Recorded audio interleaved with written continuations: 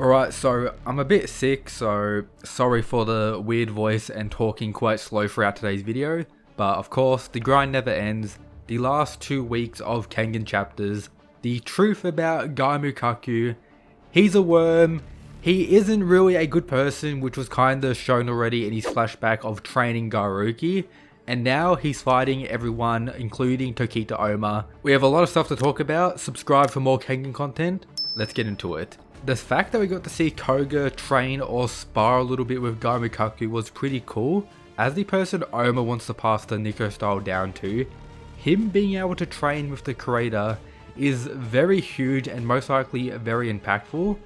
However, this training sequence does confirm that Ohma's Nico style is a little bit different to the original Gaoh Mukaku's. This is because Ohma's master chose to evolve the Nico style after Gaoh Mukaku abandoned it, most likely resulting in the creation of Demon's Bane, which would mean Ohma is the only person alive right now who knows the Demon's Bane, and considering he's most likely about to fight Gaoh Mukaku, will Ohma take him out with the Demon's Bane, the other ultimate technique of the Nico style? That would be very huge and hype to see. Also the possibility of us seeing Gaoh Mukaku pull out the advance and what he would actually look like considering how large he is. Hype stuff may be coming soon. Without a doubt, the GOAT of these 2 chapters was Retsudo, who was able to bait out Mukaku multiple times and pretty much explained everything, so massive respect to him, the son of Metsudo, very worthy of all the praise coming his way. So he calls Mukaku a worm, then reveals the truth about the Gaoh style, with this panel being dropped, which connects to a theory going on in the fandom for years at this point. We learned that Gaoh Mukaku took part in the Kengan matches, and this is where the Gaoh style first became known to the public. In the side manga Kengan Zero, we have chapters dedicated to the rise of Kurei Iro in the Kengan matches, with this panel being particularly related, talking about his first loss, which resulted in him learning all the Kurei clan techniques and what resulted in the evolution and creation of Prime Iro. The theory was that Gaoh Mukaku was the one who entered the Kengan matches and defeated him. However, the age of characters was the real concern prior to this. Mukaku claims to be over 100 years old now, which does make this highly possible, especially considering who Mukaku seems to be fighting in this panel here. If you look at the hair, it could very well be Kurei Iro. So, is it confirmed? Not 100%, but you can look at the comparisons. Is this Kurei Iro? Let me know your thoughts down below. If it is, I'm very glad that came true, one of the longest lasting theories in the fandom, and that even getting more evidence is pretty cool. Apart from that, we learned that Mukaku took a nameless dead martial art, and that's what he used to create the Gaoh style, and then used that in combination with the K1 style to create the Nico style that we know today. Then we have Retsudo explain how Mukaku is a worm. So in the past, he was a member of the syndicate known as Wu Wang, if that's how you pronounce it. This syndicate seemed to have 5 main members, with Mukaku being one of them and the only survivor. So based on what I can gather, Wu Wang, who has this centipede emblem as well, may have been part of the worm in some way, or maybe something that was defeated by the worm.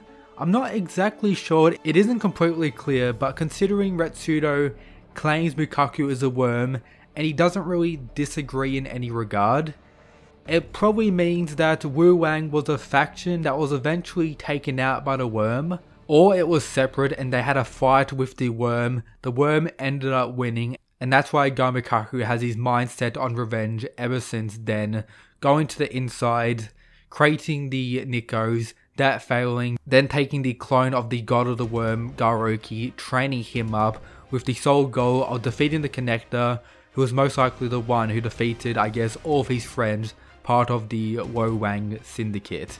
Let me know what you think down below, of course, but that's just some possibilities I can gather from this chapter. This should also be considered, as Retsudo's theory is that he's part of Worm but had ambition beyond his station, meaning when he was part of that syndicate, he wanted to do more with it. However, the Worm wasn't liking that, and that's why him and the others were hammered down and I guess removed from the Worm to some degree.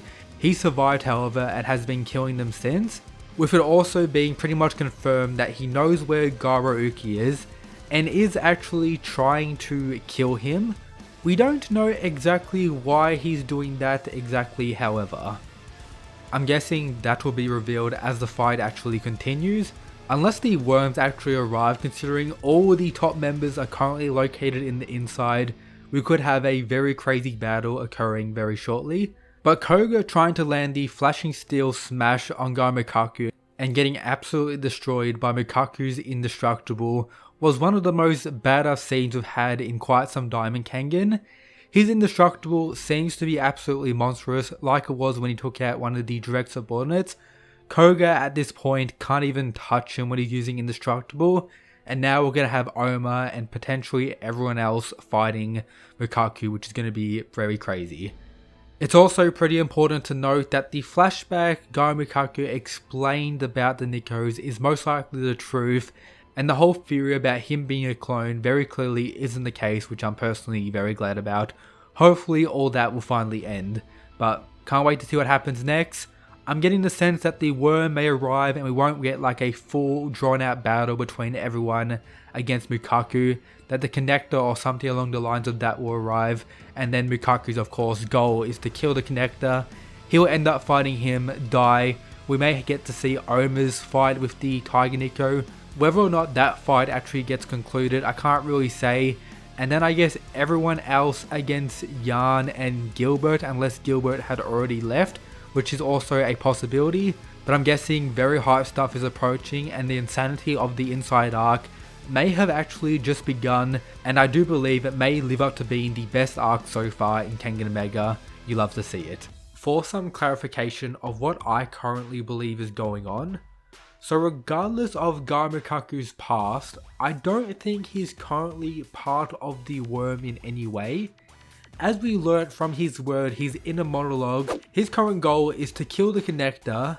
Most of his life has been spent creating things that will end up taking out the worm to some degree.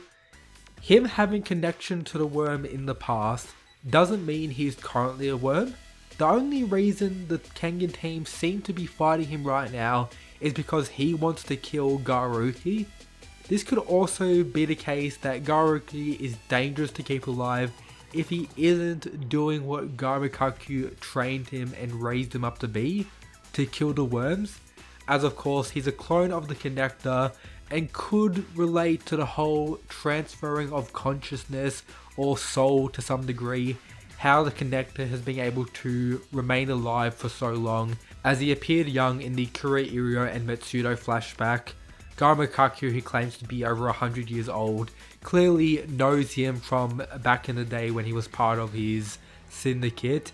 And now if we look at Shen Wulong now, I would say he's a little bit older looking than the likes of Ohma, probably around the same age his master was when he actually died, for some comparison. But that's everything for today's video, guys. Check out all the other stuff in the description.